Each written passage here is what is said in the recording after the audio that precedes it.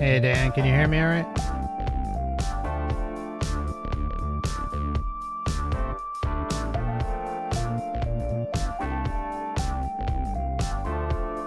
Yes, I can hear you. Okay. Just gonna go into it right now. Just for one moment.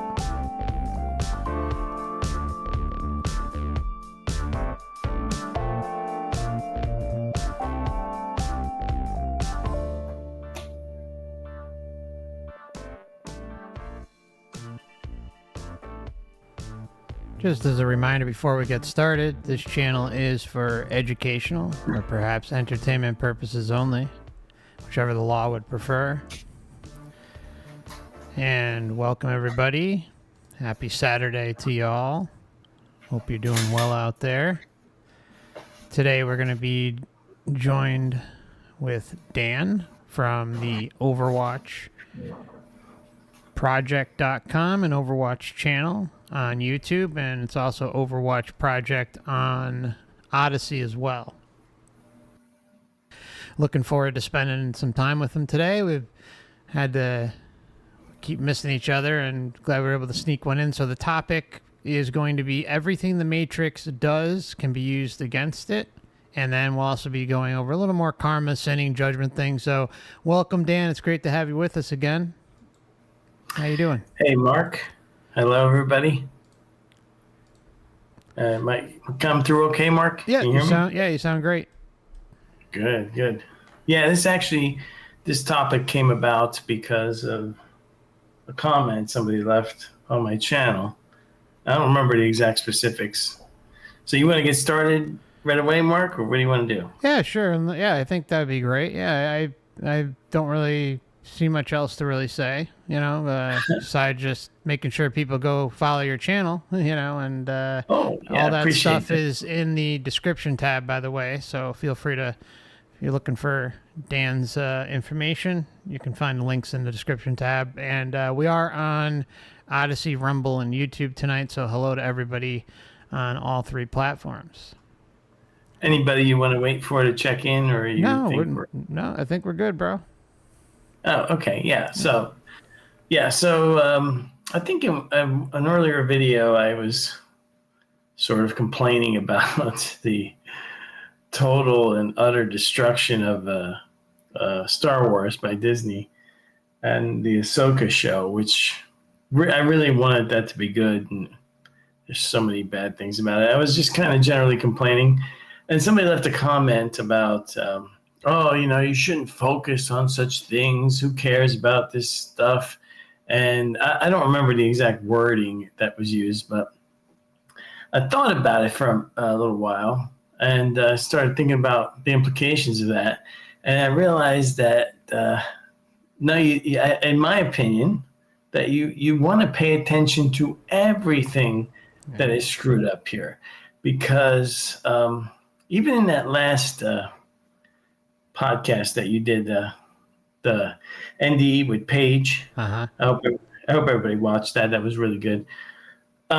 There's so much in that poor woman's life that was simply being used against her because she was, she does that typical thing that so many people have been programmed to do, which is sort of like this self-loathing. I'm the flawed one. I'm the sinner. I have to be saved.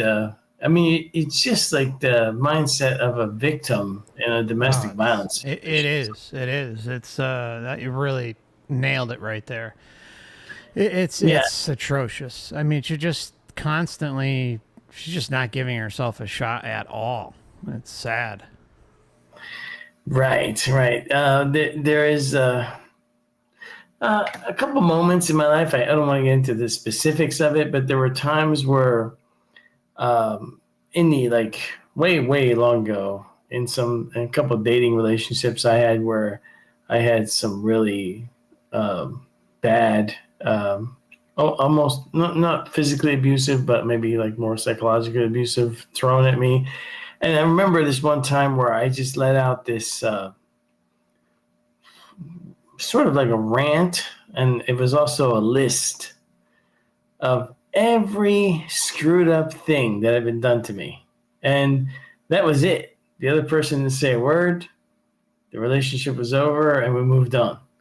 And I think just by putting it into perspective, what the truth was of the matter, everything shifted.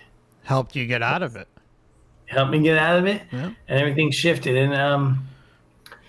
And to me, it's when you start to deprogram yourself, you have to get out. You have to. There's like some people have all their lives. They've been programmed over and over again to have this obedience reaction, this perception that they're actually lower than some other beings that can't possibly, even other humans that can't possibly have any more rights than they do. Yeah. And they submit and surrender to this perception of authority, or whatever you want to call it. I'm not sure that authority is the right word, but you know what I'm saying. You know what I mean, Mark, right? Yeah, the parasitic wannabe authority figures. Right. Or whatever you want to call them. Yeah. So to me, even the things that seem like minutia or minor things, if it's screwed up, and it's screwed up, why is it screwed up? Because people are doing really stupid things. And why are they doing stupid things? Because they've been programmed to do stupid things. Exactly. I mean, and then whose fault is that? It's not even, in the crazy world we live in, you can't even blame. You can sort of, to some degree, blame the idiots that we're surrounded by, but you can't, fully blame them, because they're simply people that, for whatever reason, are more easily programmed than others, more easily mentally imprisoned. I mean, people have always pointed out what's going on now, but really, if you look backward in time and anything we can decipher from human behavior, this has been going on for all of recorded history. Exactly. There is literally nothing to indicate it's been any different.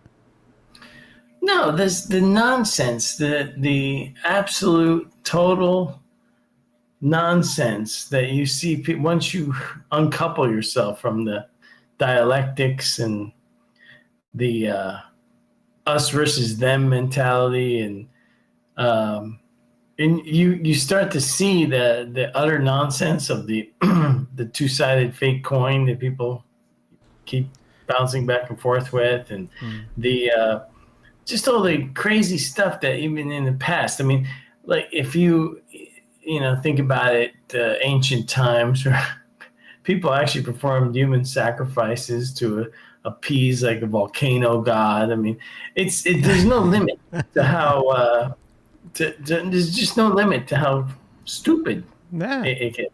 Yeah, I mean, human and animal sacrifices, it's commonplace throughout all of history, including today. Right. And there's you have it's easy for me to pick on the Catholic or the Christian faith, because that's the one that tried to mentally enslave me for most of my life. And that's what you're familiar with. So yeah, that's what I'm familiar with. But really, it's all the same to me. It's honestly, I don't know how you can be a materialist atheist in with the information available today. I know. It's absolutely mind-blowing that you would not at least pick some spirit-based philosophy or cosmology that includes the afterlife. You don't have to become a religitard or anything, but for crying out loud, there's no excuse today at all for people to be stuck, thinking that like this is it. It's absurd. No, not today, in the when people could more easily have access to, they had less information available. But for crying out loud, if you think that when you die, nothing, and I know people that are like that, and I don't even bother because I'm well aware of the psychology involved in a lot of this stuff, I do not engage in senseless arguments. I do not respond to trolls in the comment section. I don't. I already know what's going on, and it's not anything that. It's just a waste of energy. The more, Absolutely. yeah, the more that you engage somebody who's now entrenched in some whatever it is cosmology they believe in that is totally ridiculous. You cannot just tell them facts or information or tell them what about this, what about that. It doesn't register. There's like a firewall. People have a mental fire. It's kind of amazing. The designers made a crappy product, except for The mind control. the mind control and this you call it the slave mechanism, the Yeah. enslavement mechanism. Oh, It's it's so well programmed. that they spent effort, whoever they were, spent a lot of effort into meticulously creating like this mental maze that you have to want to get out of. Mm-hmm. And I think the only reason that there is an exit is because if there wasn't one, then you would kick into some kind of violation of natural law, right? Something. Yeah, very well could be. I think that's a very strong possibility. I've racked my head with it so many times. For instance, if you have this operation running like we see here, the Lelouch farm, or the slavery farm, and the creative energy stealing farm, you can, whatever you want to call it.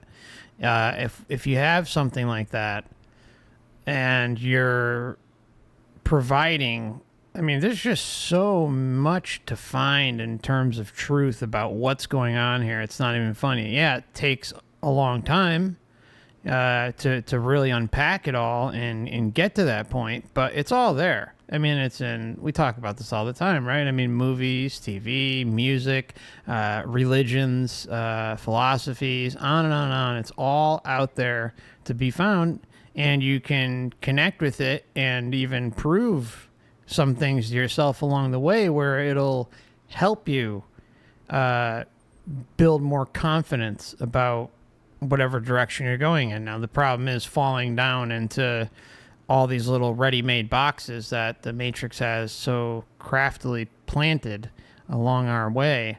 But I think I just think it has to be this way.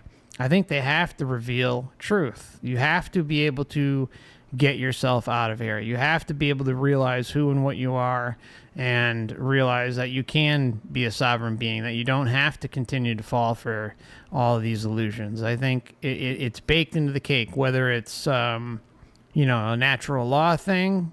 I don't know, but it sure seems to point in that possibility.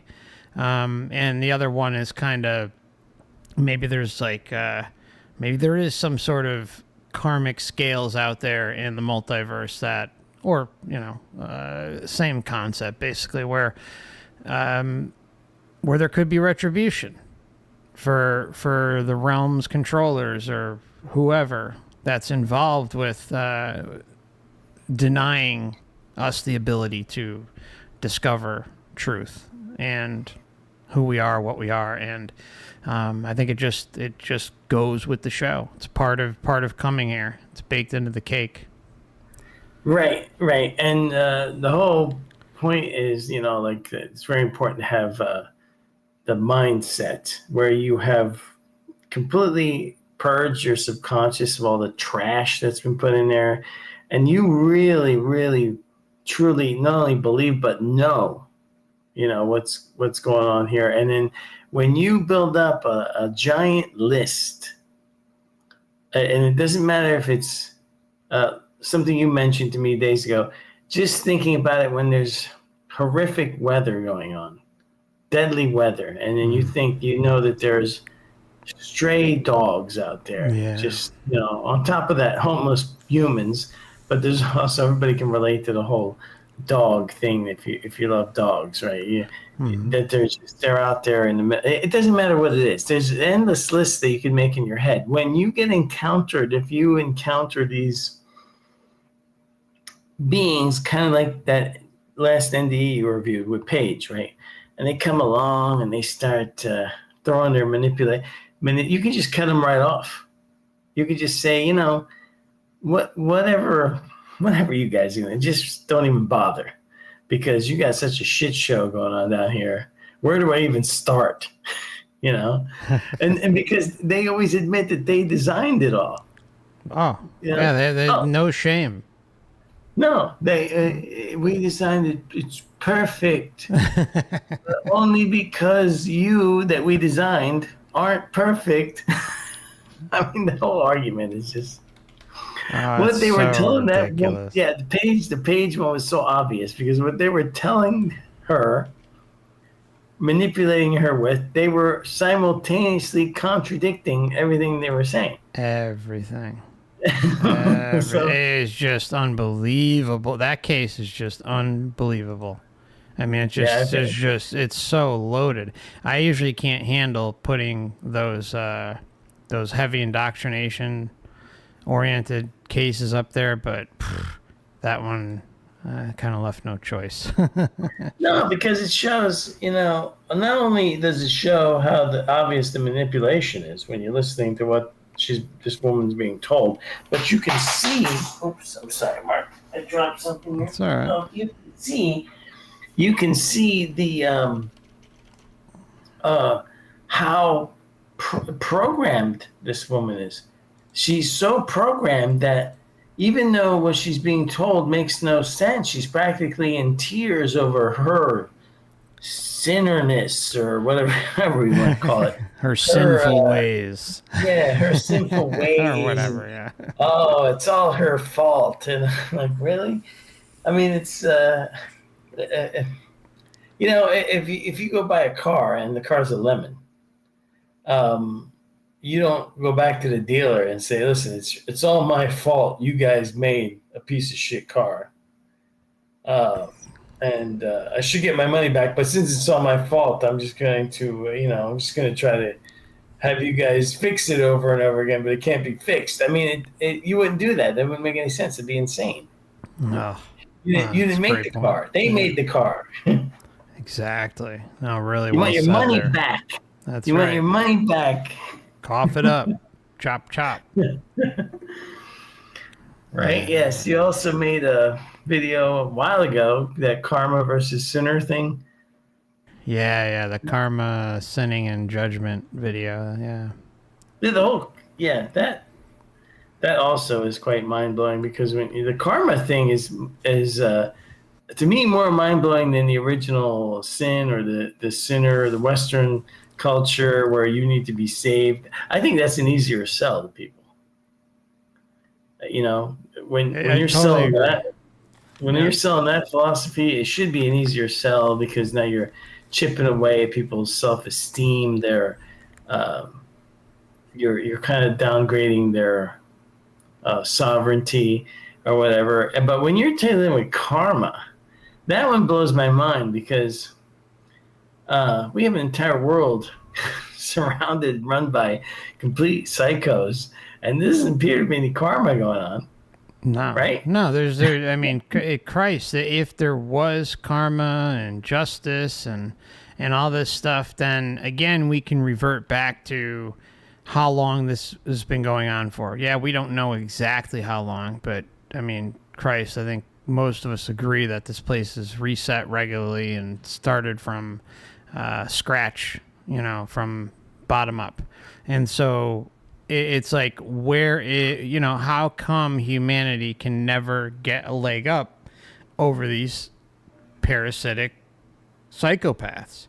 I mean, there's just karma. It's a slap in the face to every single one of us to say that karma is a thing when we just look around at what's going on out there and we're thrusted into these conditions.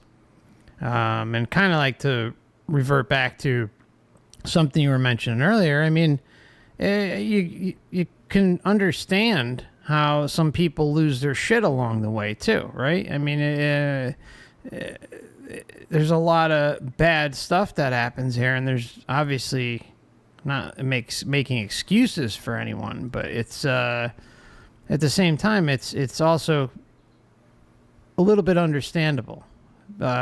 People lose their shit here. They're programmed and beaten down to a pulp mentally, physically,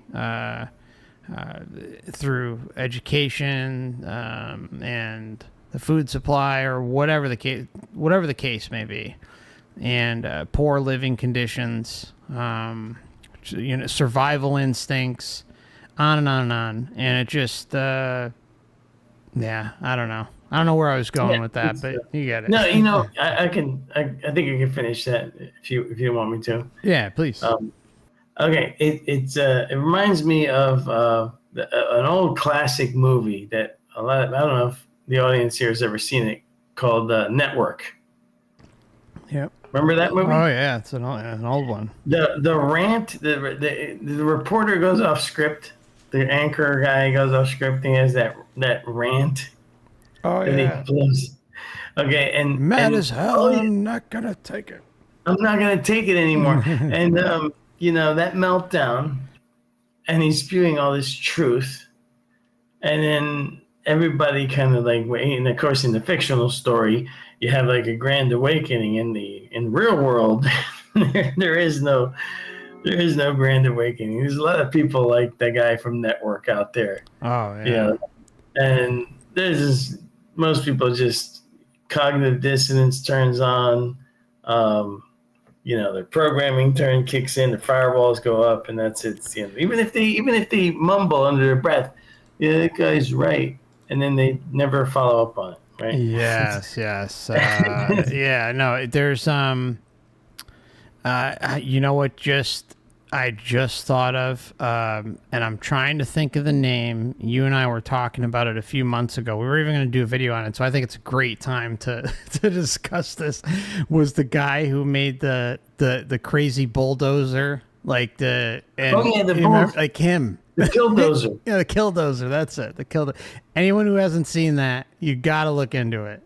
That's a prime example of what we're talking about. Like someone kind of just they had their life snatched away from him from these jerks, and he was done. And the interesting part too, Dan, what we talked about is how he's like, I was destined to do this. Like he was fully on board with that. Like this was what he was supposed to do, and yes. Godly, which went to the whole life script thing, which is just nuts. And when you're looking at this whole story, yeah, that was an amazing story.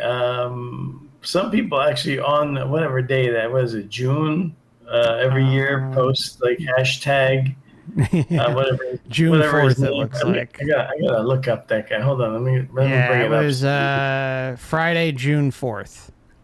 Yes, 2004. You will see people posting Heemeyer. It's Marvin Heemeyer Day, they call it. I'm going to pop this in the chat for everybody.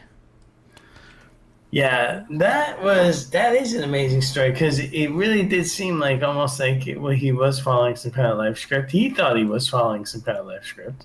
Yeah, openly admits it. It was a comic book level. It was like a comic book level event. Like you don't expect to ever have that happen in real life. He's sort of like an anti-hero, kind of like one of those. You can't really say he was evil. You can't say he was an evil person, but he was like an anti-hero. He did some of the, but the thing is also the absolute ridiculous government-tard when you listen to the documentaries made about the whole event with Killdozer. they we're dealing with a machine that was a tractor that was so heavily armored with about, I don't know how many thousands of extra pounds that he put on top of that thing, that even though it had that super powerful diesel motor, it was already a slow machine to begin with because it was a bulldozer. And you're talking about something that moves maybe 5 miles an hour tops. 5 to 7 miles an hour. And nothing stood in his way. Nothing stood in his way, right? But when you're listening, I can't. When I listen to these things on TV, for some reason, like, I know that the TV is sort of like, most people consider it a hypnotic device. But my brain is not wired that way. I've tried to get hypnotized. It doesn't seem to work on me. I'm always analyzing. Every time somebody opens their mouth on TV, says something, every time there's dialogue involved, I'm analyzing. I'm going through like a whole procedure in my head of analysis. What the hell's being said and how it relates to what's going on. And does it even make any sense? I just tearing everything apart. Maybe that's why I was,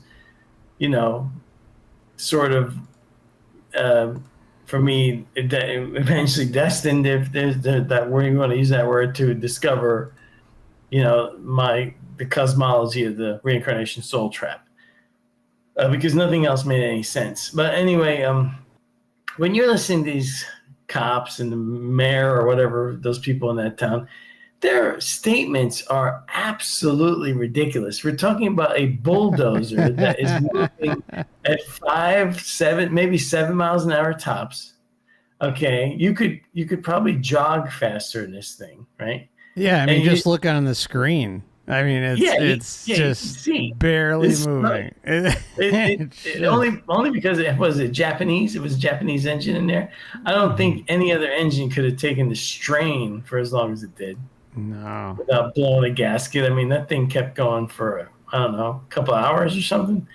But it's like a whole afternoon. When they're like behind the Jersey barrier firing at this thing when it first starts on its rampage, and then they're like, if we hadn't gotten out of the way, we could have all been killed. Like, if you can't get out of the way of something moving slower than that. It's like the Austin Powers thing. Remember the Austin Powers? The guy's like, no. Yeah. And like the thing's like 20 feet away and moving like a mile per hour. Exactly. That's exactly that was insane. And then the one guy, he was in when, I don't know if it was City Hall or the public library. I don't remember. And I think he did both, actually. Yeah, he did, but I don't. There was people in, like, they were talking like, yeah, the library. Like, yeah, it was definitely the library. I'm pretty sure. Yeah, it was the library. Oh, there were children in here, and then when you're thinking about it, they were like, yeah, and you only had like 45 minutes to evacuate the library. Them know. Hey, just pull the freaking fire alarm on the wall. It takes about 30 seconds to empty the building.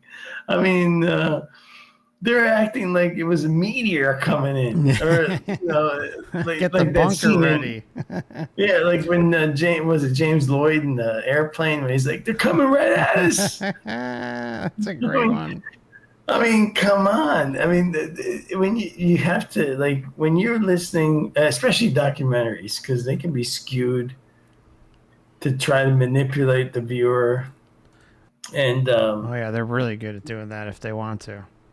Yeah, and that was when I was watching one of these about Heemeyer. I was like, You're kidding, right? The children were in danger in the library when he's coming from the factory across town. He has to drive like 10 miles at 5 miles an hour. You have like 2 hours to evacuate the building. Oh man, it's so freaking epic, just totally out of control. But hey, you know what? You sit there and you hear what happened to him, and you know what? Anyone has to sit there and say, you have to be, look at this and say, I understand. Now, would you do it? No, probably not. But you can understand how the human condition can get someone to the point of doing something like that. I mean, he worked his whole life to build up his business and all that stuff, and some jerk, and he was upset that he bought land and when the other guy wanted it because he outbid him, and it just was this big cascade effect, and the whole town was corrupt against him. I mean, really, you can kind of get, based on how the human programming is and the defects of the human body in general, can lead someone to do something like this. Sure, and especially, I mean, for one thing, he was, I forget which religion he was, but he was heavily influenced by, he quoted the Bible several times. The point is that in the whole thing that started off the thing for our chat tonight was me bitching and moaning about Ahsoka. One of the things that, like this Heemeyer guy, if I said it was comic book level, because or fiction, good fiction story, whatever you want to write, an action movie, or whatever you want to refer to it as, in good fiction telling, it is a great writer can make you understand the villain in the story so that you come away with even siding with them sometimes. Right? Oh, for sure. Yeah. Yep. Right. And good fiction is a path to revealing the truth of this place. There's more truth in fiction when it's done well than there is on the news or in schools or in your religion or your atheistic cosmology, whatever you want to see. There's actually more, they put more truth in good fiction than they do anywhere else. And when I was complaining was because so much good fiction has been destroyed and turned into trash lately, where you're kind of grasping at straws for anything good. I mean, there is occasionally, amazingly, things will pop up, and my first thought will happen in my mind is, how the hell did this get made? Who made this? Yeah, how did this sneak out? Yeah, exactly. And you can, but then when you're looking at it through the lens of like probably the viewers that we have that understand like the whole totality of what's going on here, this is a reincarnation soul trap, and it depends on you being weak-minded and able to be manipulated to be imprisoned here. Or it's not really a prison because you leave the doors open. You're just too afraid to walk out.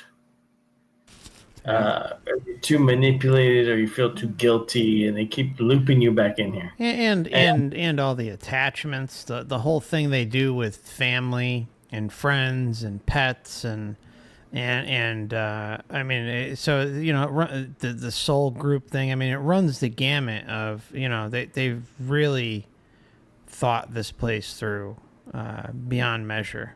There's just so many moving components.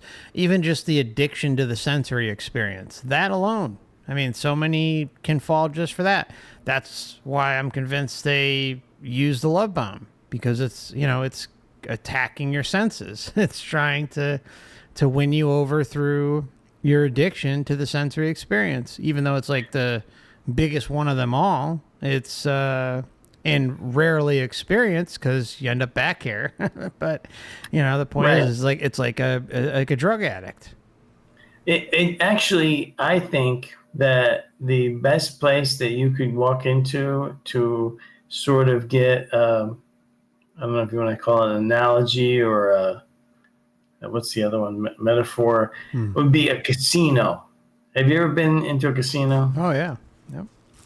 Now, that is very Matrix design. First of all, they eliminate your ability to tell what time it is, right? They have it in there so it constantly looks bright and cheery, and they have stimulation going on like crazy. That's why there's so many noises and the winning sound. Yeah, and then the Yeah. oxygen, they pump oxygen into the Yep. thing to keep you awake. No windows. No windows. The exits are there, but they are obscured. You're kind of like in a Yeah. maze in that casino. They don't want you to find the exit.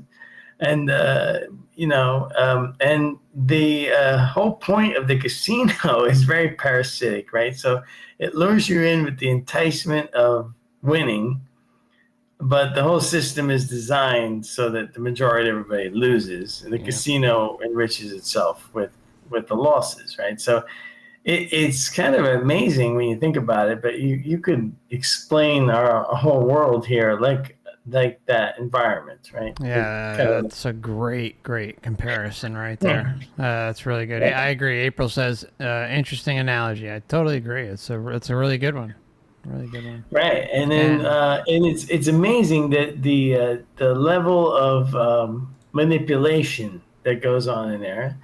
And it's all legal, has to be all legal, right? So they have to give you an exit. They can't force you to gamble. You do it of your own free will. I remember like the first time I went to Vegas, I noticed it was still, they were allowing people to smoke everywhere, right? It Oh was in yeah, I that area. remember. Yeah, yeah. Right. So Well, they you could smoke. last I knew, they still kind of do. They may still, I At don't least know. at least where you gamble, I'm pretty sure they. I mean, I haven't been there in about 15 years, but it would be hard pressed to see that they wouldn't allow smoking.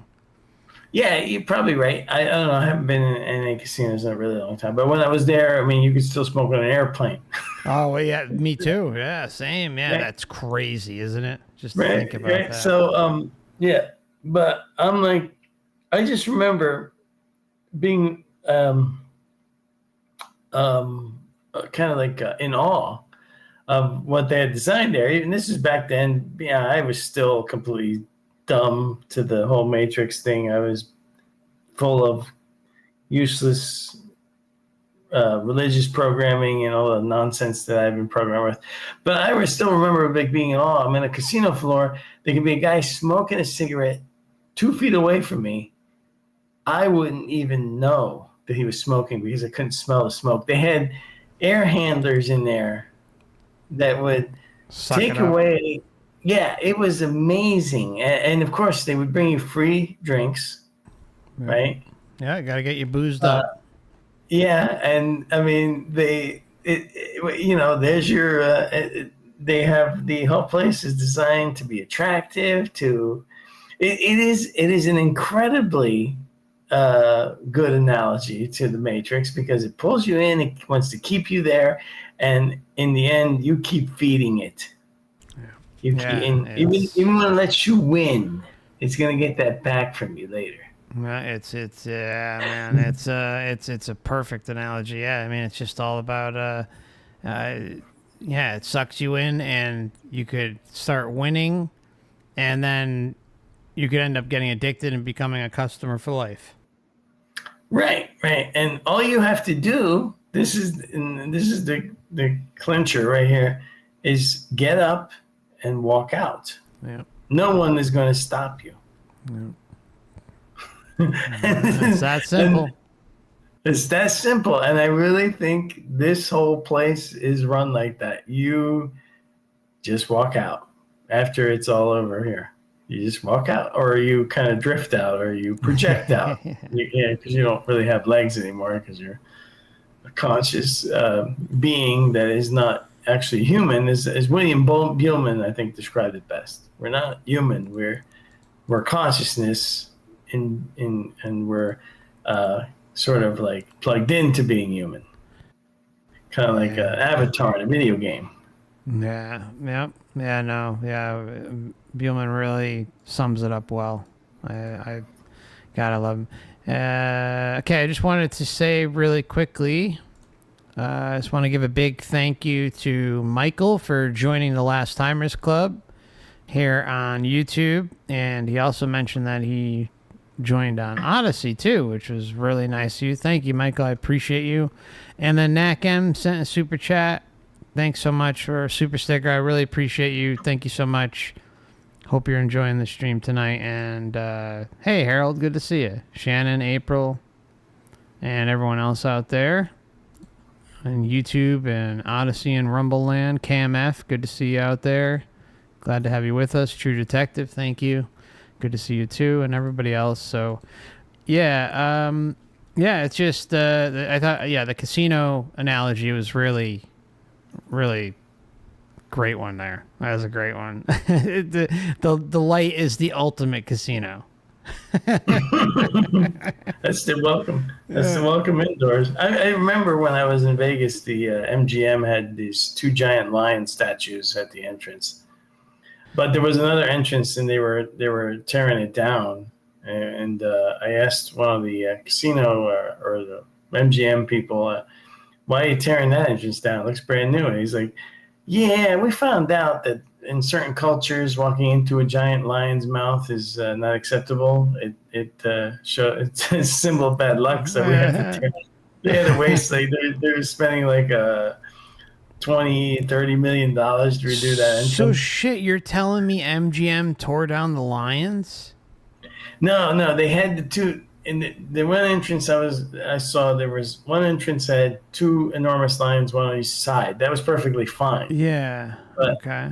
In certain cultures, the other entrance, what the architects did was they made an actual enormous lion, and you walk right into the mouth to go into the casino. Okay, I got it. Okay, all right, gotcha. And, yes. It was like the thing was enormous. You can imagine how big the entranceways are to these MGM, something like an MGM Grand Casino hotel. Yeah, I remember it. I actually remember going through that. I think in the early 2000s.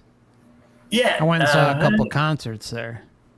Yeah. It was a little before, somewhere around there. It was before the date we can't talk about. Oh, okay. Yes.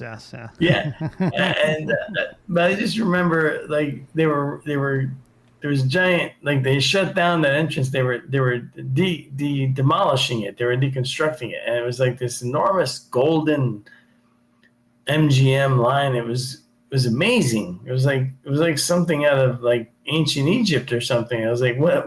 Why are you guys tearing that down? Oh, some people think it's bad luck to walk into the mouth, so we have to tear it down. We're making makes sense. Yeah. Makes sense. If you're a casino, you don't want people being, having all sorts of worries or whatever, or phobias, or well, I'm trying to think of the word I'm looking for, but anyways, you get what I'm saying. It's a business decision, and understandably so. Yeah, and it was worth it to them to do that. And almost like when you consider, what they're willing to do, they get you to try to reincarnate here, and they're willing to do a lot. They're willing to pull out all the stops, right? You've gone on. You got it. For some that's reason, it. Superstitions. That's it. Superstitions. Yeah, superstitions. Yeah. Yeah. Thanks, Schmeckel. Hope you're doing well, man. It's been a long time.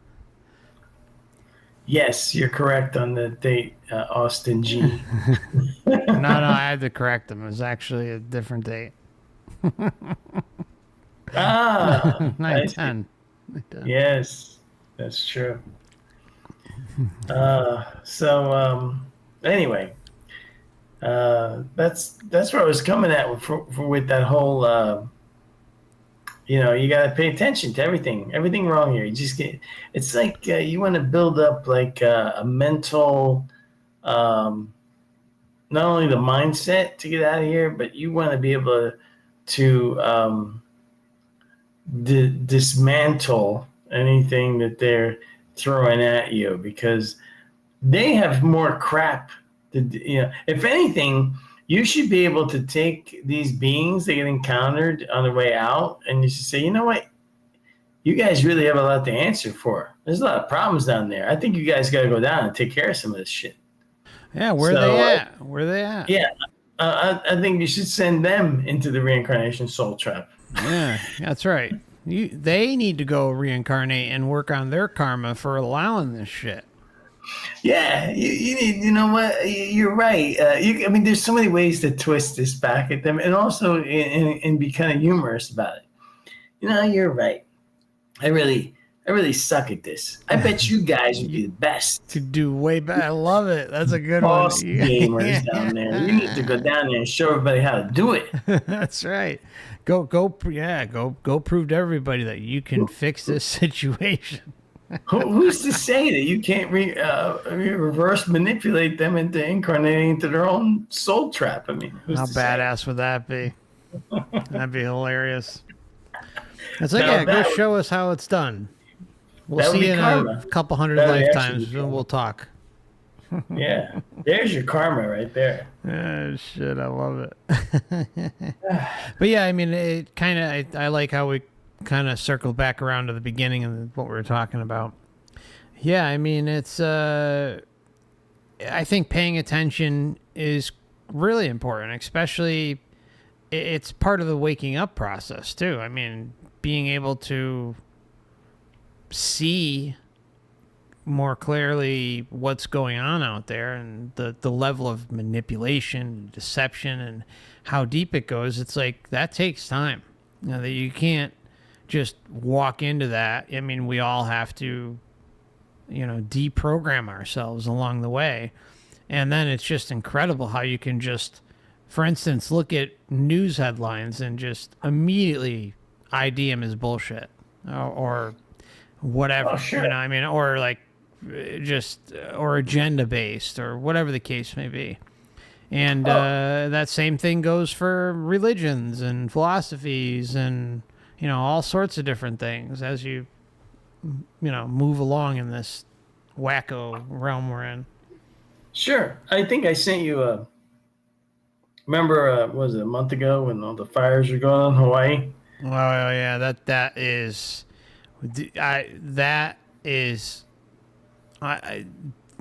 one of the most infuriating things.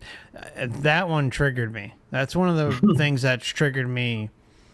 There aren't many things that can get to me these days, but that is one of them. Like what's going on with over there, or what happened is absolutely appalling. Yeah, it is absolutely appalling. But I was waiting, and then sure enough, one morning I found it, and I sent you the link. There it was. Church remains untouched. Yes. God's miracles at work. I'm like, really? I mean, this again. This happens every time there's a disaster somewhere.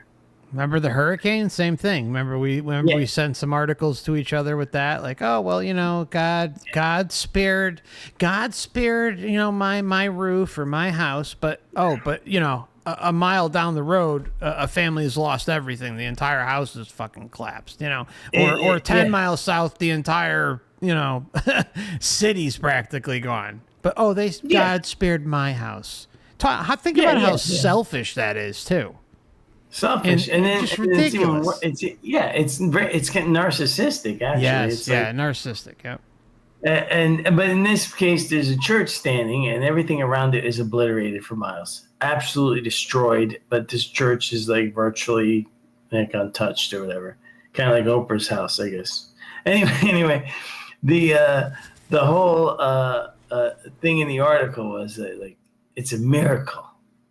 No, it's not a miracle. It would be a miracle if only the empty church where nobody was inside burned and all the houses around it was standing. Yes, that would be a miracle. That would be a miracle. That would be the miracle. Exactly. But people there's no limit to the cognitive dissonance, to the ability to filter stuff out so that you can spew out nonsense and think that you're an absolute genius when you spew. It's not the people that are steeped in cognitive dissonance and programming. It's not that it's just obviously wrong about certain things because what they're saying doesn't make sense when you look at the totality of information, all the facts and info available, and you compare it to what they're saying. It just doesn't jive. It's that they say it with such conviction and conviction, arrogance. Yeah. And they belittle everybody around them. They know it all. They know it all. Yeah. I mean, said many times, I don't have the answers. I'm just telling you this is what I see when I put all the information together. And And that's all we can do. That's all we can do. yeah, because we're in a sense our well, Rupert Sheldrake.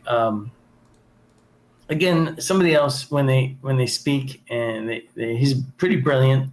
But when he refers to the human brain as a reducing valve, but he doesn't put any kind of like context to that. Well, why does my consciousness be reduced?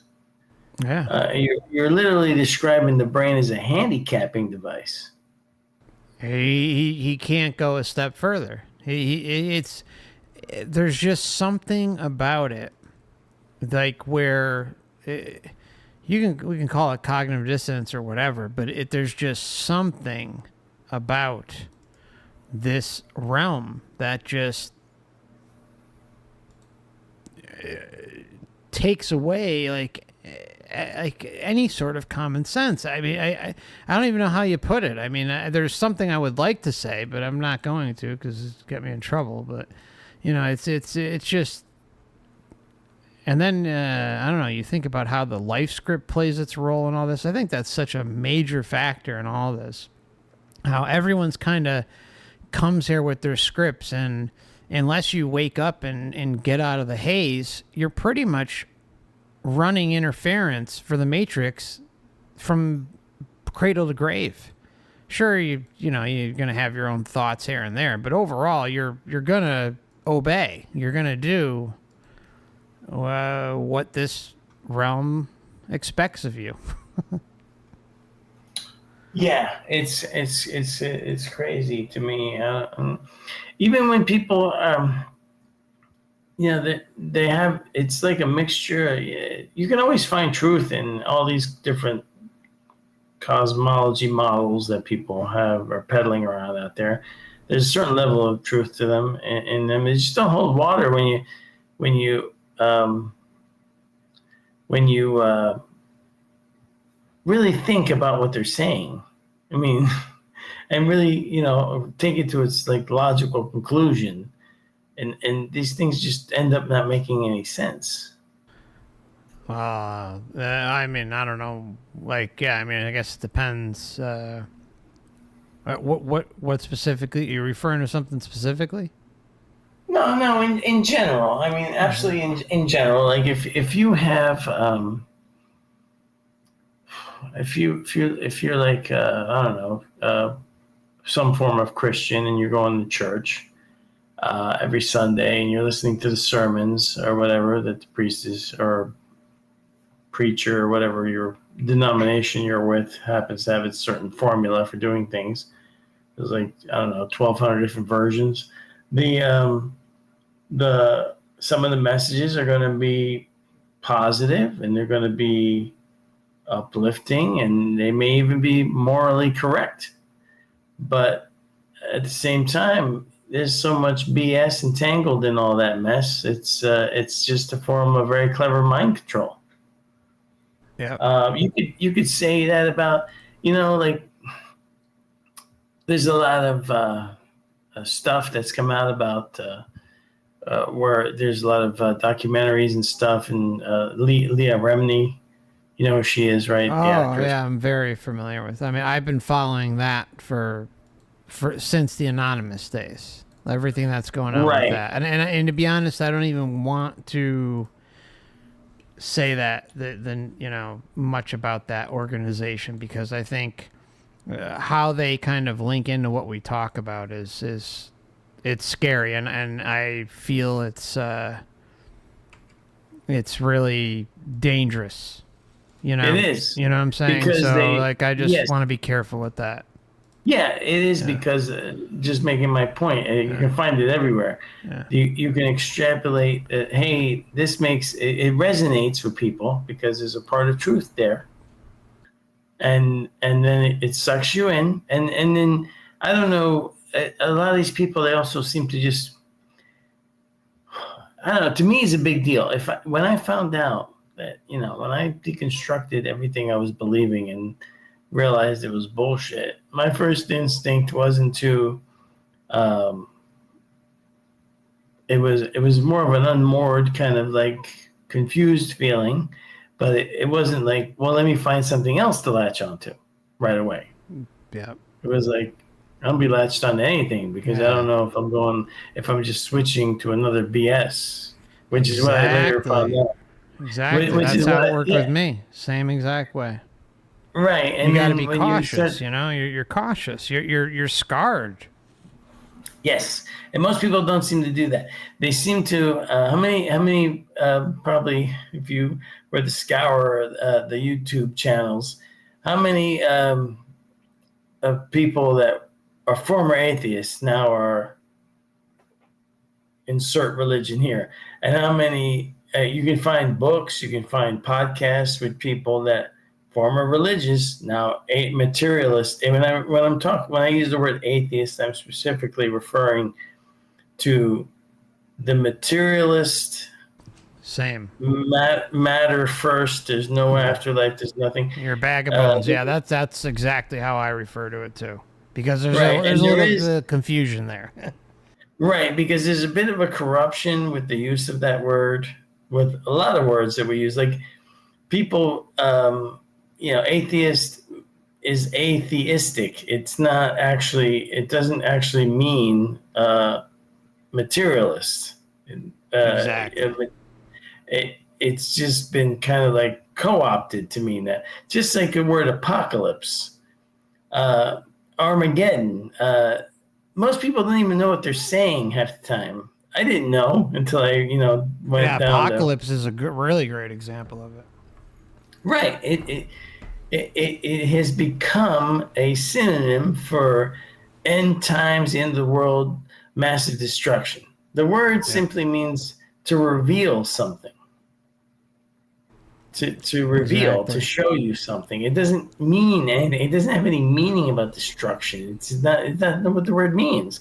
The word Armageddon, which also has been sort of made to mean end of the world, massive destruction, blah, blah, blah, is a city referred to in the book of Revelation. That mythological city doesn't exist. Yeah. Yeah. That's freaking nuts.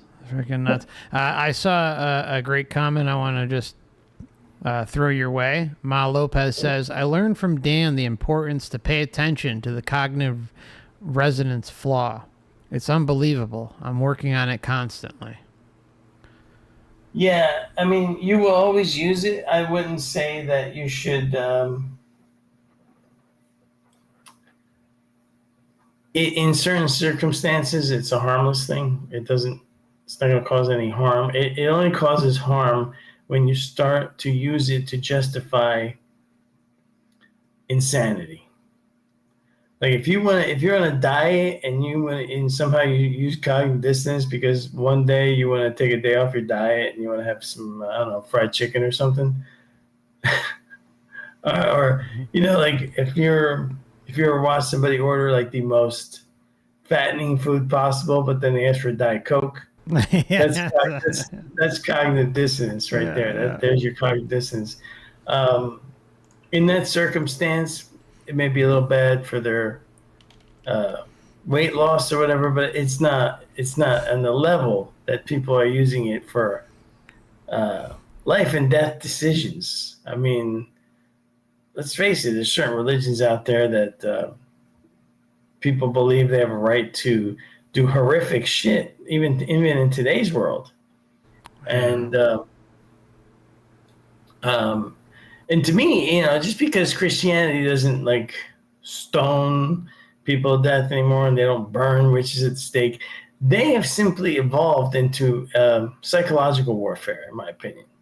They are masters at making people, flooding them with guilt, flooding them with self-loathing, doom, horror about what'll come next if you don't comply, if you don't obey. And they run their, in general, that's a religion that again runs like the casino. It's, to me, in my personal, and I know this, I'm gonna get I get the comments in the comment section whenever I mention anything about my former religion, because people really, they get triggered, they get defensive, and it really causes a lot of disturbance in the mind when you point out some of this stuff. But honestly, Sure. to me, it's very parasitic. I mean, they want your money. They have a history of abuse. Again, there's no karma for some of these people. They get you shuffled around while the abuse continues. Oh, that is just what's Right, and yeah, and then people still go every Sunday. They drop the cash in the collection, and of course, it's very matrix-like, because unlike certain other cults and some other religions, you can walk away anytime you want. No one will stop you. I don't know of any. Yeah. I mean, you may lose family members, you may be disowned, but you can leave. Yeah. Right? You're not gonna be stoned as a heretic. You're not gonna be burned at the stake. They don't do that anymore. They've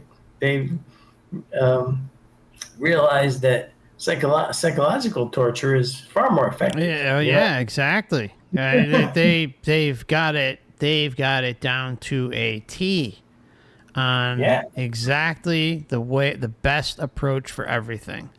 Because you don't need And to force anybody. You get in their brain, you get in their mind, you manipulate them from cradle to grave. You don't need to do any of that crap. Yeah, and you see how successful it is, right? It is Oh, like the insane. number Yeah. one. Is it still number one? I think if you add up all the Christians in the planet, you come up with like half the world's population or something. I think it's pretty close, yeah. I mean, I don't know in our days, but I remember that was thrown around at some point. Either way, it's massive, massive amount of the population of the world. Or the realm.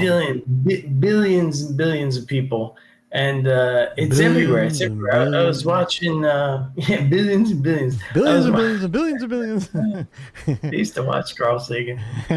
Billions and billions. Even him though, when I was little, I was like, nah, I don't know if this guy's right about this. Yeah, stuff. same here. My dad was big into him, and I would watch him. I'd be like, all right, I connect with a little bit, but then same thing, just like you. I was looking at it like, yeah, exactly. It was like, I don't know about this. A pompous jerk off. Yeah, pompous. Yeah, exactly. One of the funniest things I heard, this is so many years ago, and of course, it's all fake because at least in my opinion, based on what I looked at, the whole thing with the Mars rover and all that stuff, with the face on Mars. I think all that, I'll just say I know deep within me that all that stuff is complete bullshit. But setting that aside, there's a story about Sagan somewhere at NASA, and this is right when I guess the pictures were coming in of the face on Mars, allegedly.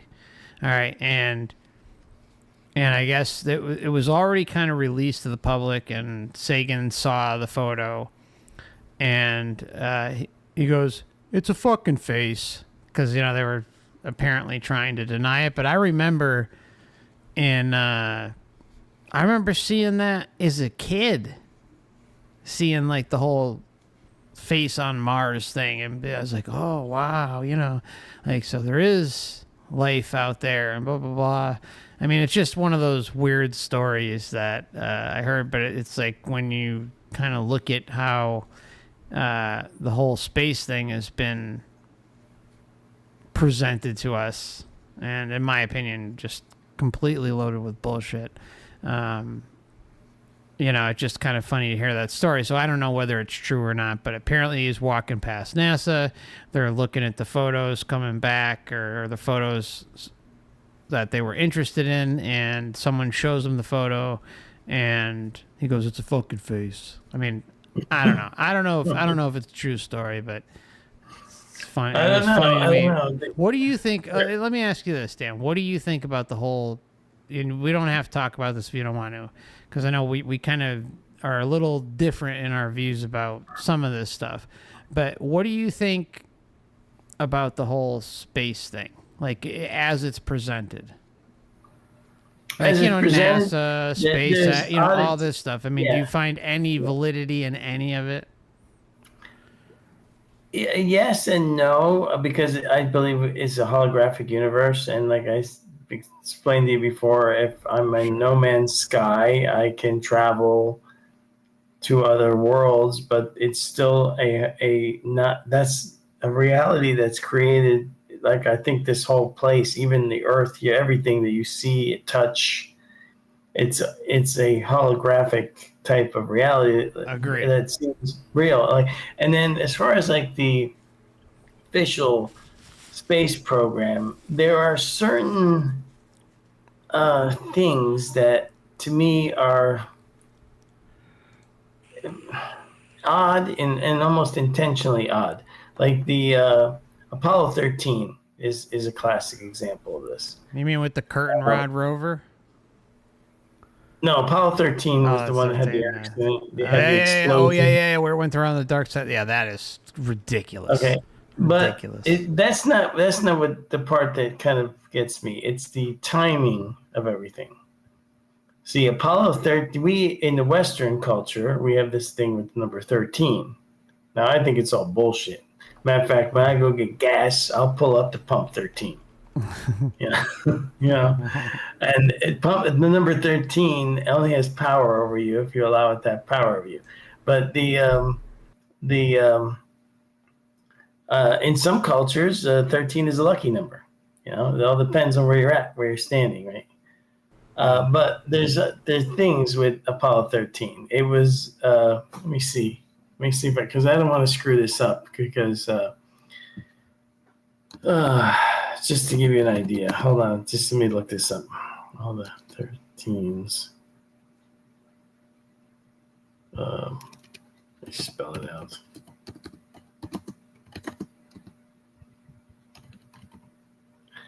You keep talking, Mark, while I look this up. Okay. So yeah, I mean, like, I just don't find any validity in anything. I mean, SpaceX, everything that they present is just ridiculous, utterly ridiculous.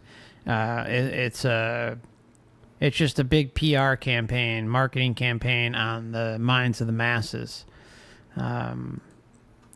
But I mean, Apollo 11. I mean, that tin can, that thing ain't going anywhere. That thing is not landing on the moon. I don't care what anyone says. I mean, it's a joke. It's a joke. I think the entire thing. I mean, the thing is I don't see any evidence whatsoever that we've traveled to quote unquote space. Now, one thing I do believe, and kind of aligns, like, I'm totally with you. I feel like the whole round Earth versus flat Earth thing is, granted, I just don't believe for a minute we're on a spinning ball. But at the same time, I think the flat Earth is wrong too, because it takes away exactly what you were mentioning about how everything is just one big fat hologram, and that's exactly how I feel. I feel like that's how deep the level of the manipulation goes, because it's like, you don't believe in the spinning ball, well you believe in flat Earth, and then you keep yourself there instead of maybe going the distance and looking at it as like one big grand holographic illusion. Now, where they potentially could explore are places like, we can look at the map today. And I'm fully convinced that no matter how many individuals out there have charted it, there's got to be land masses out there that are part of this realm that are not on a map. I mean, to me, it just would make sense that something like that would occur with the way this whole thing operates, especially those who are in the flesh down here, or at least allegedly in the flesh down here, running the show. And then I think it's very possible that there could be adjacent realms that our physical bodies could go through. like equivalent to like maybe a portal, but I don't even like using the term portal. But I mean, even just being like, it's just like an extension of what the realm is part of. So that's kind of my feeling on it. I just think things go way deeper than just settling on, the spinning ball or the flat earth. I think, yeah, I'm totally with you on the hologram thing. And but the whole everything regarding the space program is just, I have yet to see any real evidence. I really do. I mean, and that's like a whole deprogramming adventure in and of itself. Yes. Yeah. So as far as like, I mean, it's a deep topic because It is. there's no way to know. Yeah, there isn't. Sure. There isn't. I cannot find. You know what? Our search engines have become completely useless. Yeah. I just so you know, you have to go to like Yandex or Mojik, that UK search engine that's open source. That's kind of like a self-starter project, or even the Russian. We tried on the Russian one. You cannot find anything anymore. You cannot find what you're looking for. It's always a nightmare. Oh, always. Like you can, but you've really got to do some, finagling a little bit to get to it. It's a nightmare. What I was looking for, search engines used to be able, if you put in the right, phrases what you're trying to find, it used to, some people listening to us may be too young to remember internet from the 90s when it was really open and free. I mean, it may have been slower, but it was like the Wild West out there. If you went looking for something, you'd find it. And if you were looking for information about UFOs, about the afterlife, that's where my journey really started to open up, because, it took decades for all that to kick in, but I started absorbing information back then. But there used to be a thing about Apollo 13. There's so many anomalies about Apollo 13 with the number 13 in it, like the date it went up, the time that it ended up launching, the timing of the accident. If you were to list all the 13s in the Apollo 13 mission, there used to be like a list online you could find with every anomaly with the number. And I'm like, see, that stuff to me seems almost planned, or like it can't be an accident. Well, no, I mean, I don't think it is. I mean, the founding of, NASA has, the occult background, beyond belief. So it's everything and how it relates to the whole program is, knee deep in the occult. So to me, it's one big spell on the masses, and they're doing a lot behind the scenes to make sure that spell is successful. Here we go. I actually found it. Well, of all places, on an obscure 2009 article from NPR. You could share it on screen if you want. No, I can just read it. It's just a little sentence. I can put it in the. I can put the link in there, right? Yeah, sure. Yeah. All right. Let me put the link. Yeah, where are you? Okay, there. Okay, let me drop it into the comments here so everybody else can see it. Okay, there it goes. Okay, you see it there, Mark? Yep. Okay. And I'll make sure to send it to the other sites too. Let me bring it up. Okay, where I just said okay.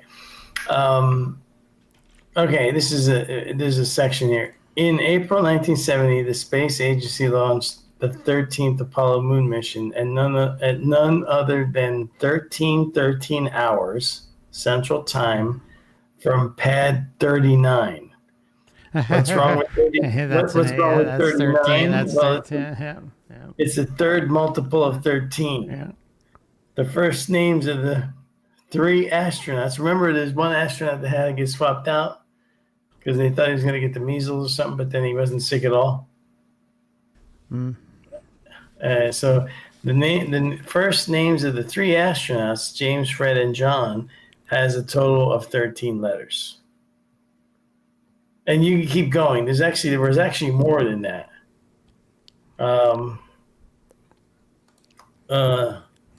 Then this article talks about the other things connected to the number 13, and it is. I just remember when I learned that, and it was around the time that that movie came out.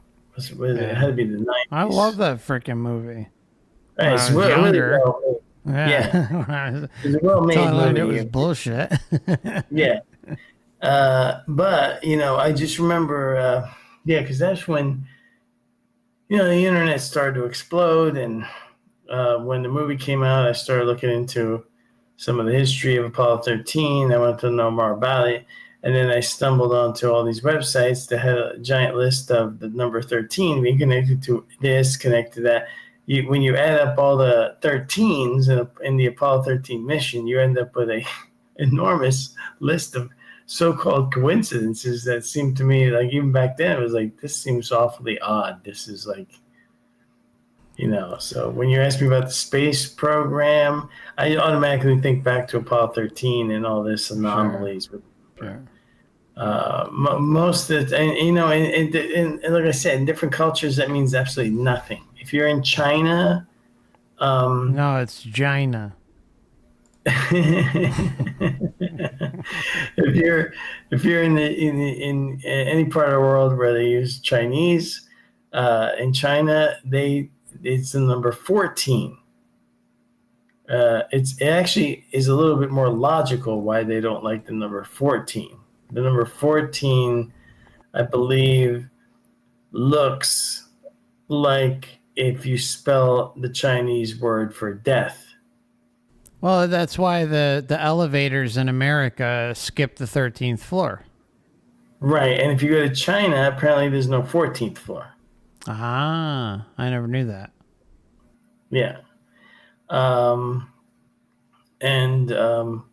That's because it makes kind of sense. Imagine there's a button in the elevator, and if you're raised in that language, it would be the same as us walking into an elevator and seeing floors 1 to 13, and then the 14th button literally has the word death on it.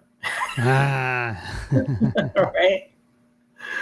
Who wants to go to that floor, right? Oh, yeah. You see the number 14, but Chinese people see death.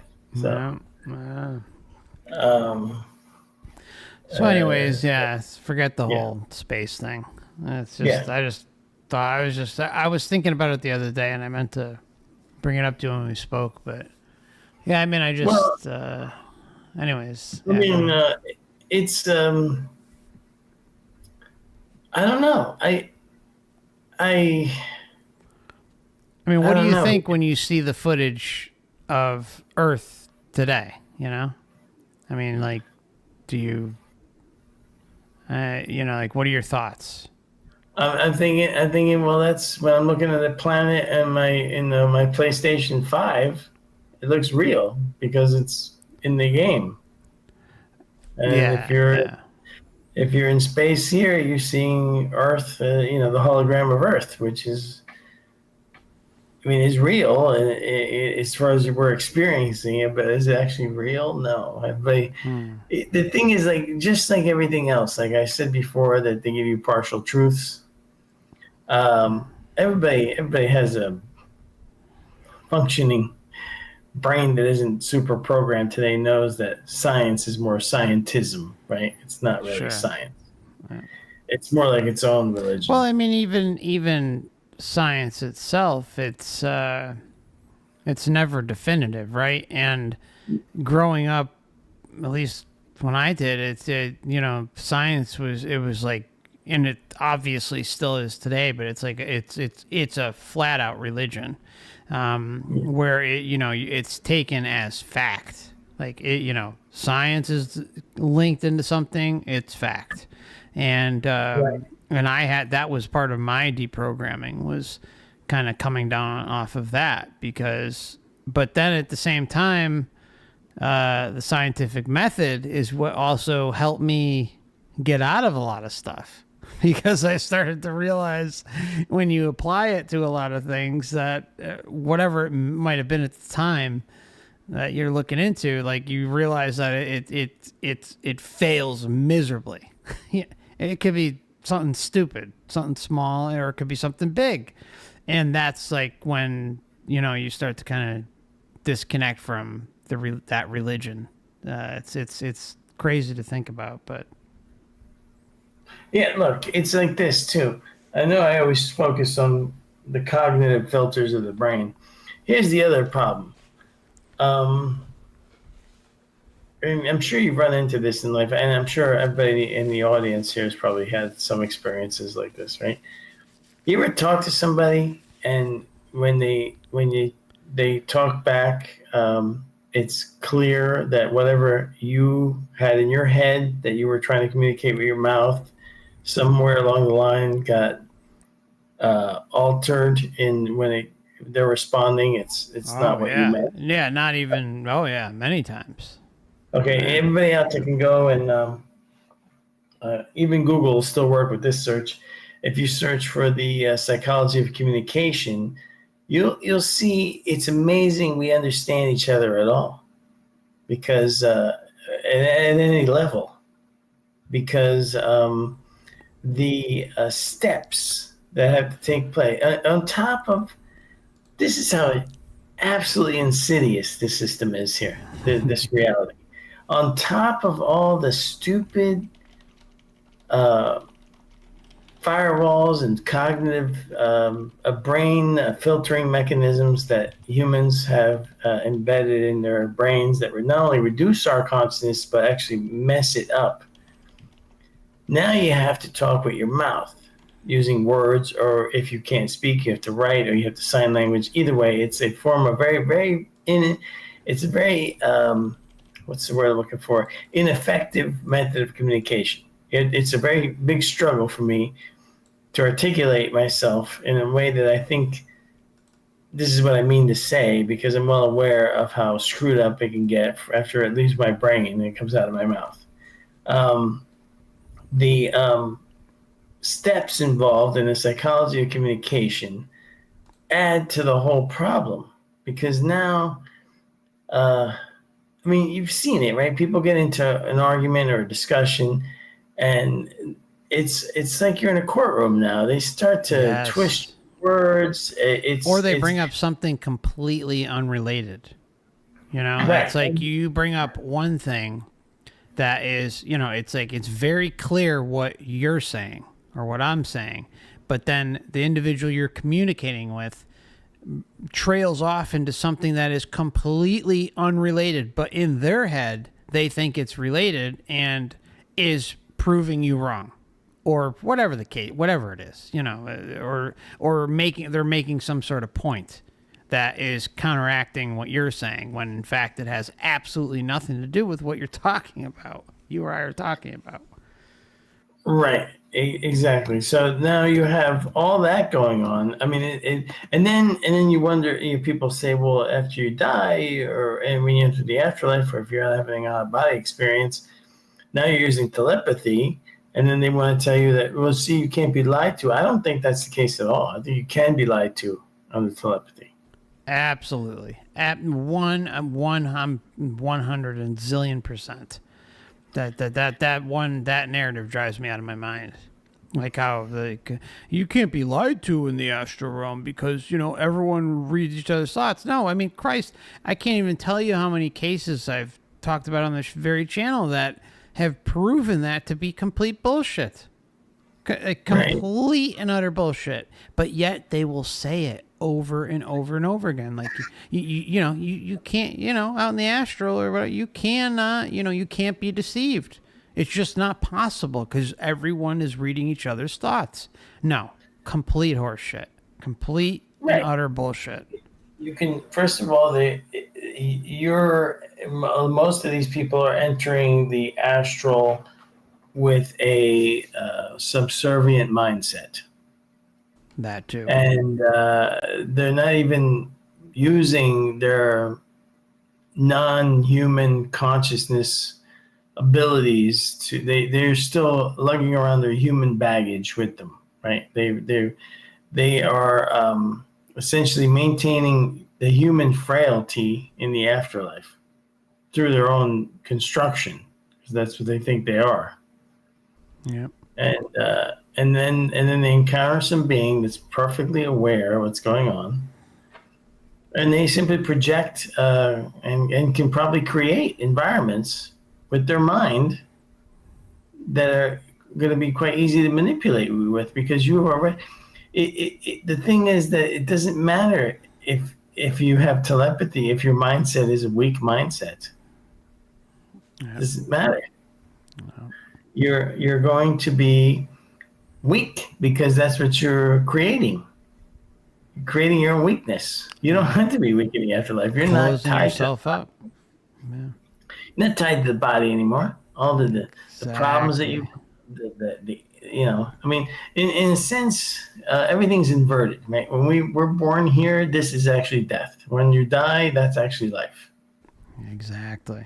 Yeah, it's the the inversion is absurd, completely absurd, and so in our face.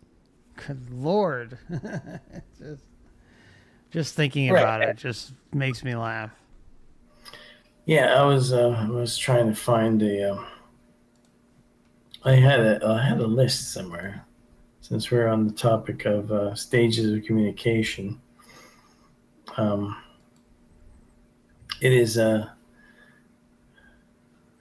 remember because I went to a community college after high school for a couple of years, and I took a lot of psychology classes because I was trying to understand people, because I really didn't understand, and I figured out that psychologists don't really have the answers to anything either. But there were some interesting pieces of information that you can collect from these so-called sciences, and one of them was a psychology communication class. And when the guy giving the class diagrammed all the steps involved, from you're thinking something to you're saying something to it goes to the other person's ears, then what they process in their brain, and and then they have biases that you may not be aware of, and then when they respond to you, and then everything kind of falls apart. Yeah, I mean, just they rely on. Sorry, I didn't mean to interrupt. Go ahead. No. I was just saying, like, it's not that con artists and politicians are great communicators. It's that they have figured out what to say in order to manipulate you. Yep. They're not really communicating anything.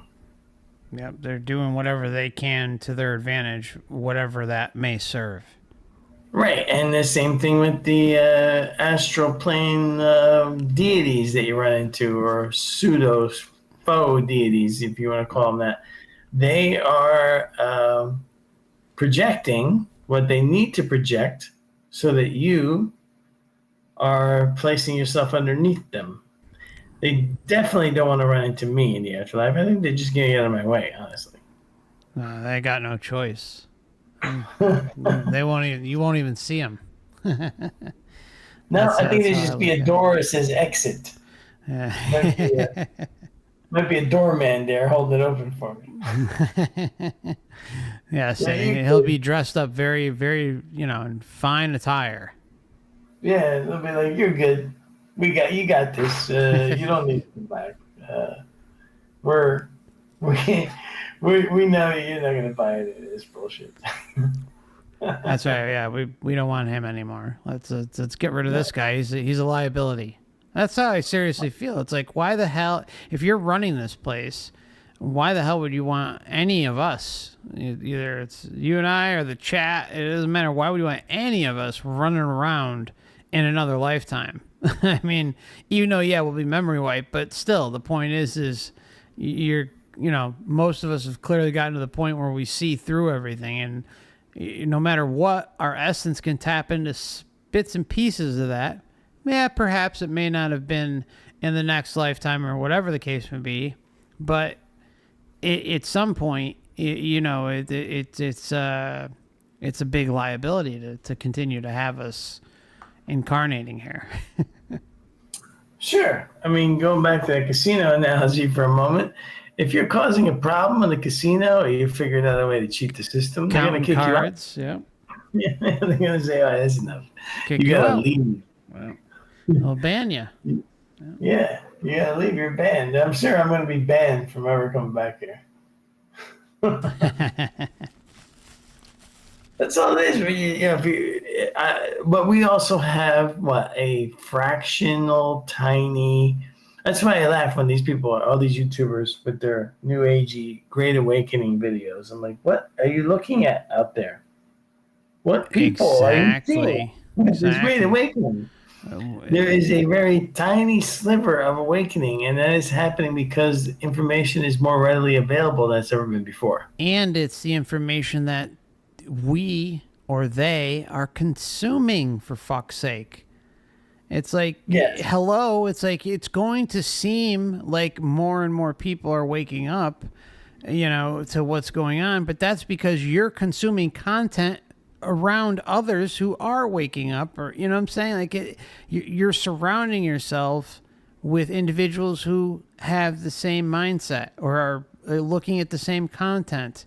You could easily just close that window and turn on, the football game in a second and be surrounded by a ton of people who aren't awake. I mean, it's ridiculous. And it goes to exactly what you mentioned. It's just like, there's just more information out there, but that doesn't equate to more and, more people waking up. But yeah, sure, more are aware of what's going on, but are they truly aware? There's a difference. There's like all these different levels that, I look at myself and how, my whole process with waking up, like it's incremental. Like you have to really, really want it and continue to hammer away at it to the point where it's almost an obsession. And then eventually as each year passes by, you gain a little more and a little more and a little more. And then like you see a bigger picture, and you fine tune your discernment along the way where you could be falling for tricks and you're not going to fall for them as much anymore. It's a hell of a process. So it's like, even when you boil it down to, there's a number of individuals out there who think, being aware of what's going on is aware of the left versus right paradigm, when it goes way beyond that. It's politics, for Christ's sake. That's like catering to the lowest common denominator. Like that's just all part of the slavery system still. Yep. You can't. But I get it. It's not like I'm crapping on anyone, but I get it. I get it. I was there. When you ever tell if you feel like somebody might be open enough or not get hostile if you tell them something, and you have an opportunity because of whatever was going on in the conversation to maybe point out something that they believe in that is totally ridiculous, and you kind of gently tell them, and then I've seen this reaction many times when that circuit. I'm sure maybe you know what I'm talking about. They sort of droop their head down a little, like they understand what you said has to be true. It can't, what they believe has to be wrong. And then they have sort of like this, they lower their volume, they almost mumble, and they're like, I guess, that could be. And then they go right back to doing whatever it is that they were doing that is bullshit. Oh yeah. That's I've been around that quite a bit. It's like an acknowledgement that yes, you're right, but I'm too weak-minded to do anything about it. Exactly. Yeah. Yeah.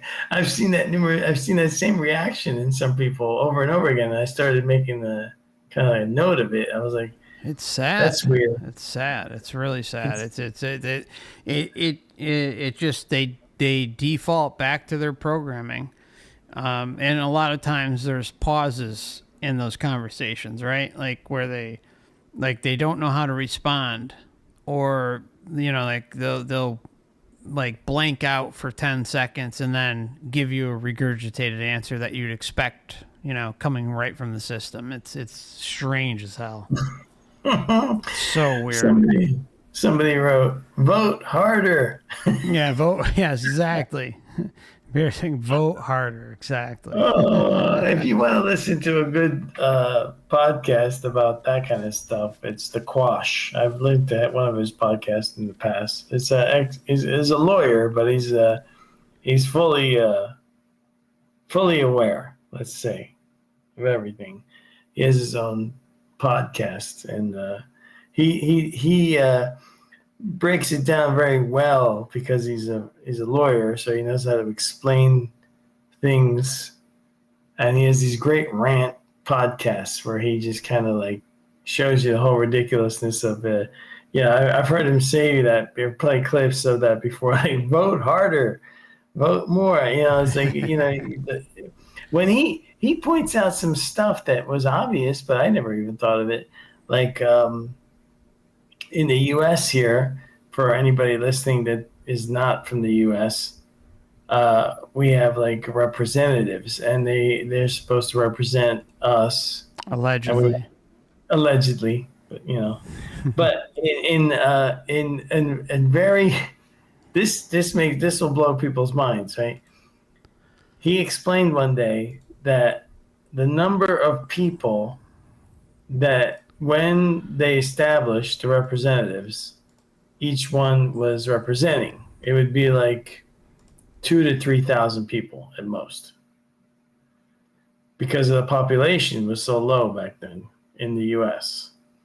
So he extrapolated once. He said, if you want to have the same amount of representation in today's Congress in the U.S., I forget what the actual number is, but I'm just going to make one up because it doesn't matter because it was just a ridiculous number.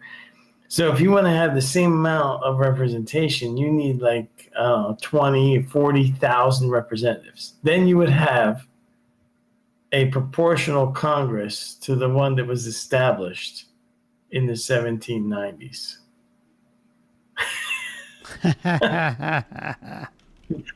Now, that is logical. It makes sense. You can't really argue with that logic, right? Sure. If you have a representative representing 1 million people or 100,000 people, they're not beholden to anybody. No.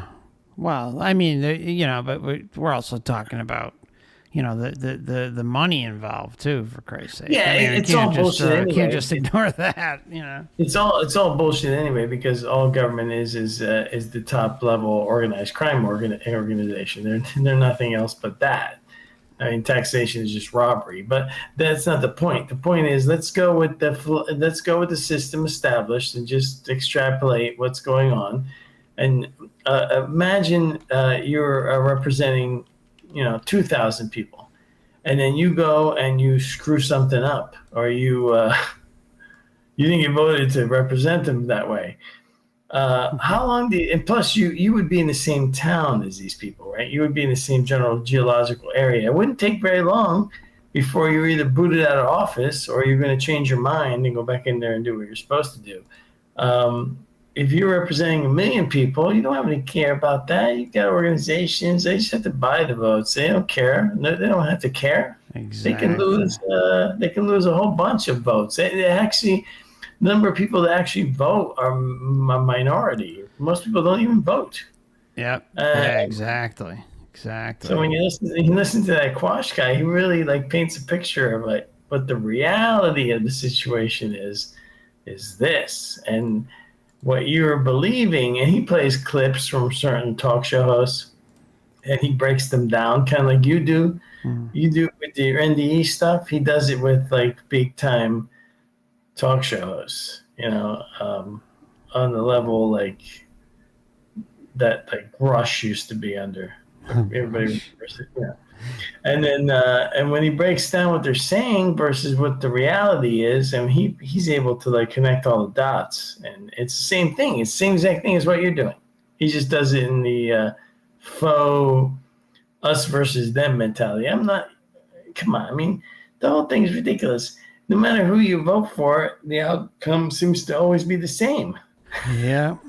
Yeah. It never changes. Never.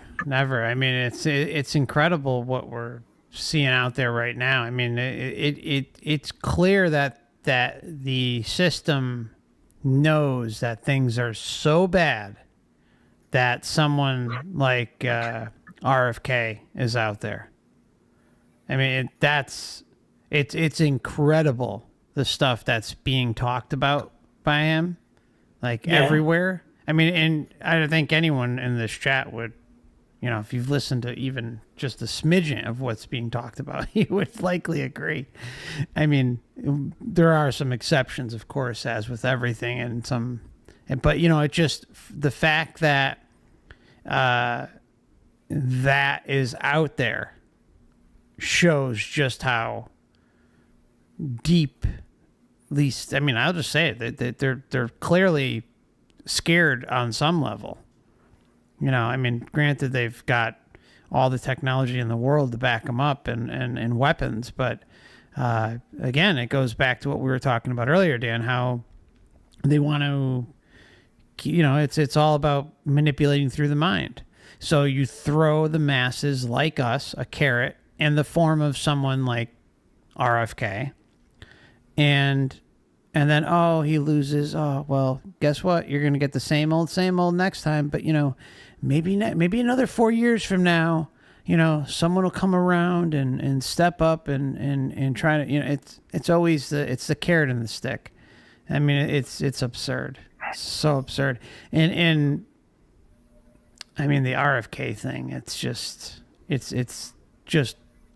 nuts to see. There's something that's out there. Yeah. Like Apollo 13, there's also something with the whole Kennedy family thing that's like beyond I agree. coincidence. Oh, absolutely. I mean, just the I don't know if you ever I think we may have talked about it. You ever get a chance to look at my video on the Kennedy to Lincoln synchronicities? Yep, I saw it. I mean, that is just like, what? I mean, like it's crazy. That's another one, right? Over 100 of them. Yeah, it's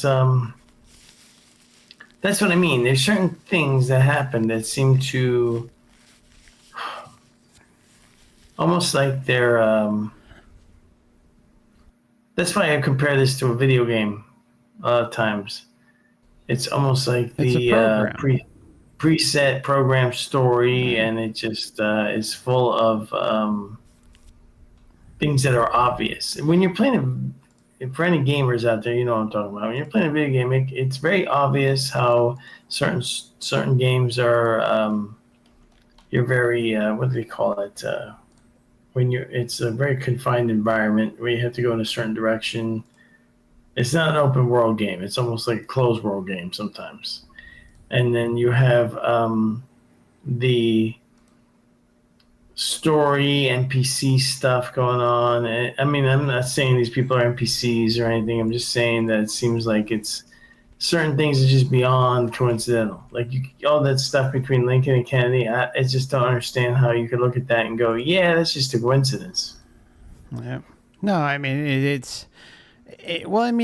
makes sense. I mean, the Kennedy to Lincoln stuff, the synchronicities or the script, it makes sense. First, they're both controlling factors in the matrix. They're figureheads that represent control over you and I and anyone who lived in the past and in those eras. And they're a representation of control. And we all have our own life scripts, and their life scripts seem to repeat. That is, in my opinion, a clear indication of the program, of the life script programming for a controlling class. I mean, it's in my opinion, it's blatant. I mean, it's so obvious. If there was a couple of them, you could say, forget it. But I mean, it's just ridiculous.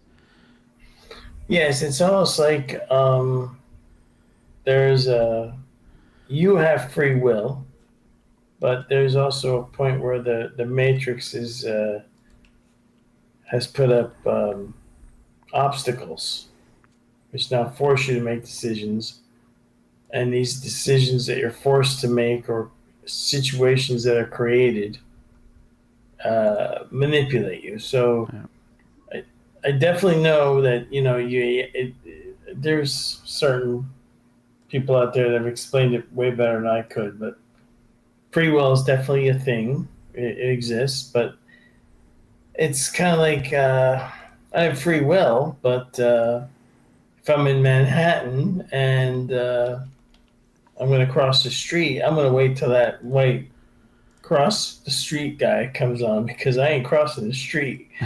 If you're walking, I'm going to get run over. Now I have free will, but I'm still not going to be stupid and make that mistake, right? Exactly. So you are put in situations where you're going to have to make you're just going to make the most beneficial decision to yourself.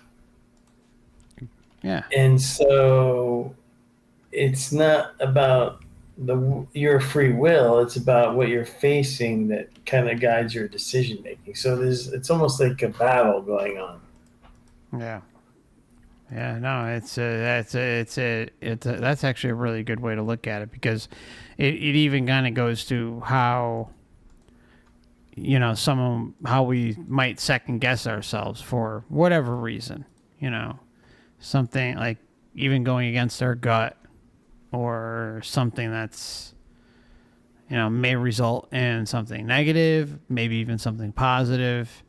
Yeah, I don't know. Well, sure, like all the stuff that they were throwing at that ND Page woman, right? Mm-hmm. You keep going back to that one because that was really an obvious one.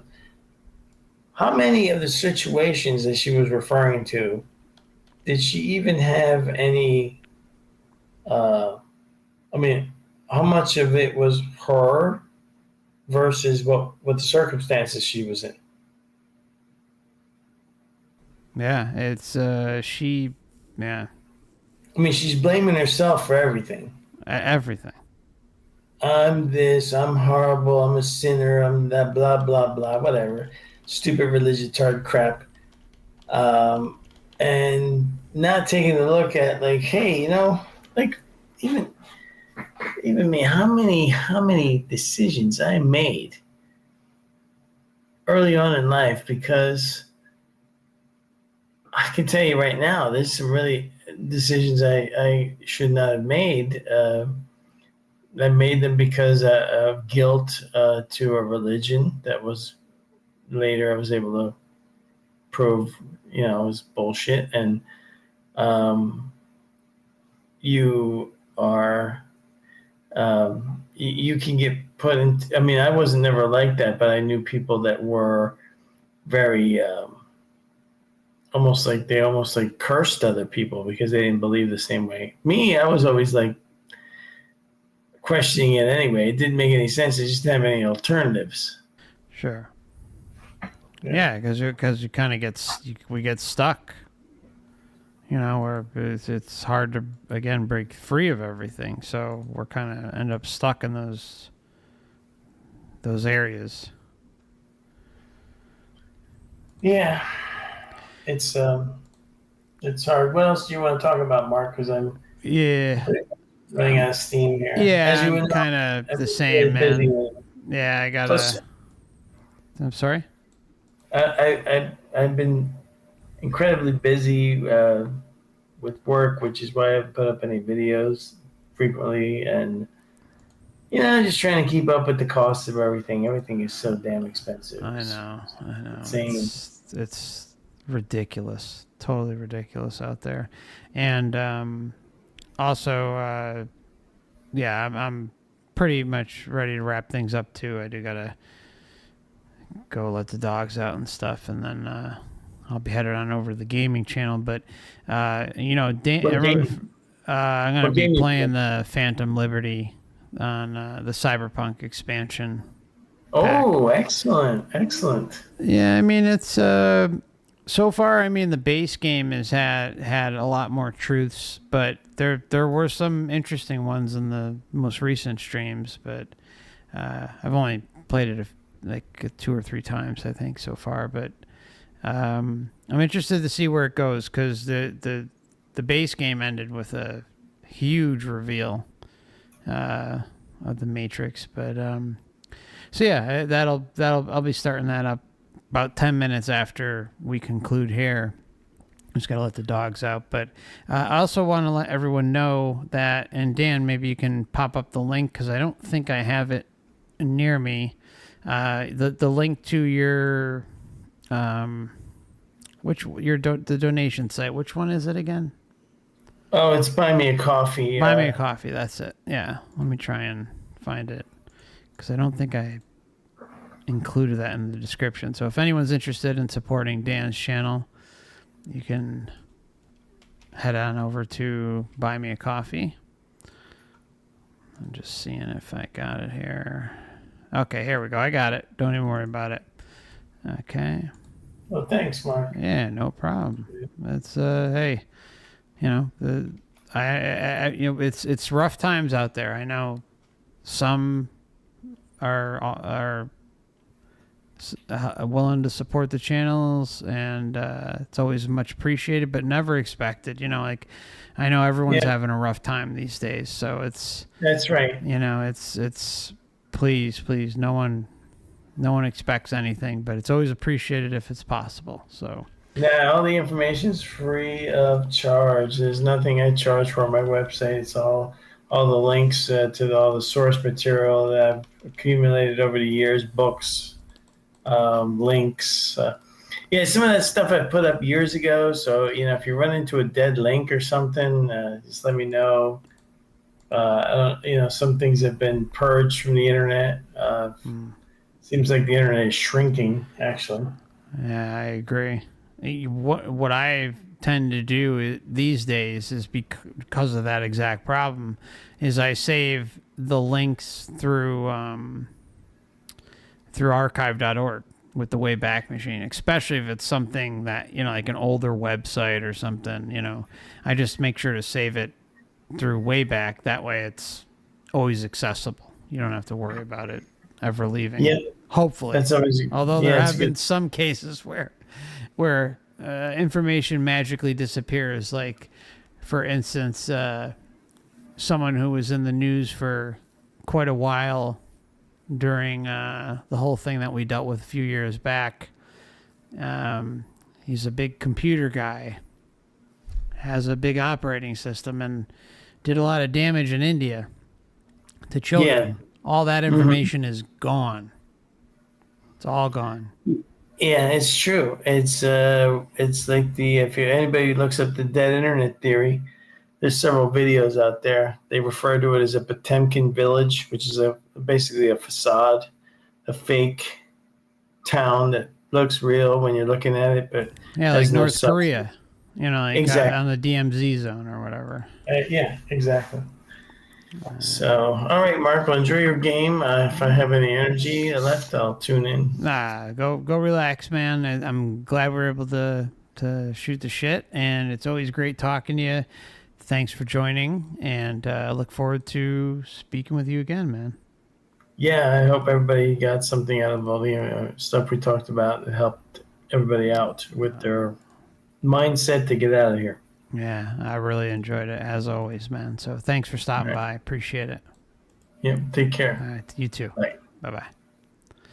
All right, my friend. So probably going to wrap things up here, too, because I got to let the dogs out. And so anyone who's interested, I'll be on the gaming channel in about 10 minutes. So there's the link. It's in Odysee, Rumble, and YouTube. Who knows what'll be revealed, if anything. There's been these moments here and there, so it may be worth your time, may not. You know, I don't expect anyone to sit down and watch video games unless they're interested. So, but I'm trying to play games geared towards truth, and there's the one game I really think everyone should definitely take a look at once we get to it in the next few months is Control, because that one is just littered with info, and I think the new Alan Wake will as well. That's Alan Wake 2. That comes out, actually, it's technically October 1st, so it comes out in, I don't know, about 3 or 4 weeks. So, and that's really, really interesting. The first one was amazing. So, all right. So take care of yourselves. Thanks for stopping by. And just so you guys know, the monthly members live stream for stream members is, well, technically today, Sunday, October 1st at 7 p.m. Eastern Standard Time. And that is going to fall under the September member stream. And then the stream for October will be on the 29th, which is a Sunday. So the next 2 member streams, the 1st and the 29th at 7 p.m., 7:30 p.m. Eastern, somewhere around there. So I'll see you soon. Thanks for stopping by. I really appreciate Dan spending his time with us. It's always enjoyable. And that's it. So thank you so much. Good night, my friends.